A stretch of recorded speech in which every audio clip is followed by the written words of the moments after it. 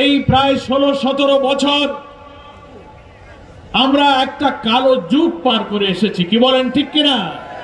যে যুগে মানুষের ভোটাধিকার ছিল না, গণতন্ত্র ছিল না, ইসলামী মূল্যবোধ আমাদের জাতিসত্তা অস্তিত্ব মুছে ফেলার চক্রান্ত চলছিল। আইন আদালতে বিচারে দলীয়করণ, দুর্নীতি, অর্থনীতিতে লুটপাট, সন্ত্রাস, চাঁদাবাজি, খুন, গ্রেফতার, নিরীহ আলেম ওলামা, দাড়িওয়ালা, টুপিওয়ালা, ইসলামী ব্যক্তিত্ব গ্রেফতার করে করে কারাগারে নিক্ষেপ করা হয়েছিল। এটা ছিল ইতিহাসের একটা কালো যুগ। আমরা বেদনার সাথে স্মরণ না করে পারি না, বাংলাদেশের সবচেয়ে সৎ এবং নেক মানুষ জামাত ইসলামীর সম্মানিত আমিরে জামাত মাওলানা মতিউর রহমান নিজামী, আলী আহসান, মোহাম্মদ মুজাহিদ, কামরুজ্জামান, আব্দুল কাদের মোল্লা, মীর কাসেম আলীদের মতো সৎ নেতৃত্ব, যারা জীবনে মিথ্যা বলে নাই, একটা টাকা হারাম খায় নাই, জাতির শ্রেষ্ঠ সন্তানদেরকে রাজনৈতিক উদ্দেশ্যে কারাগারে ফাঁসিতে ঝুলিয়ে হত্যা করা হয়েছে। আমরা ভুলতে পারি না আমাদের ইসলামী আন্দোলনের মহান শিক্ষক সাবেক আমিরে জামাত অধ্যাপক গোলাম আজম মাওলানা আবুল কালাম মোহাম্মদ ইউসুফ, মাওলানা আব্দুস সোবহান, মকবুল আহমদ সাহেব, অধ্যাপক নাজির আহমদ, আব্দুল খালেক মন্ডলদের মতো 70, 80, 90, 92, 93 বছরের লোকদেরকে বিনা অপরাধে রাজনৈতিক উদ্দেশ্যে কারাগারে ঢুকিয়ে তিলে তিলে মৃত্যুর দিকে ঠেলে দেওয়া হয়েছে। এটা ছিল আমাদের ইতিহাসের এক কালো যুগ। 3টা বছর বাংলাদেশের মানুষ ভোট দিতে পারে নাই, কি বলেন ঠিক কিনা? এই অত্যাচারী ফ্যাসিবাদী কর্তৃত্ববাদী শাসকের বিরুদ্ধে বাংলাদেশের 18 কোটি মানুষ আন্দোলন করেছে ভোটাধিকারের দাবিতে।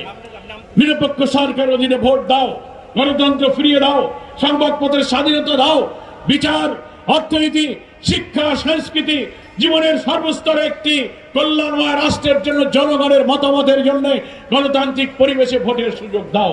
14, 18, 24-এ বাংলার মানুষ কিন্তু ভোট দিতে পারে নাই। আপনারা কি ভোট দিয়েছেন?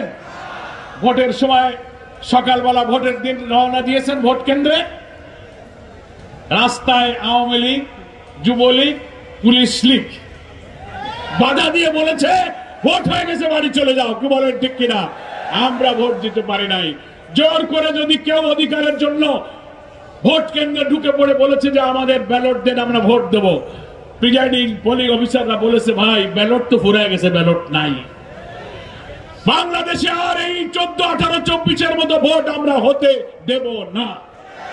যে কারণে আমাদের 15 বছরের সকল রাজনৈতিক দলের আন্দোলনকে দমন করেছে তারা, হত্যা করে, গুলি করে, গ্রেফতার করে, কারাগারে আটকে রেখে তারা বারবার আন্দোলন দমন করেছে।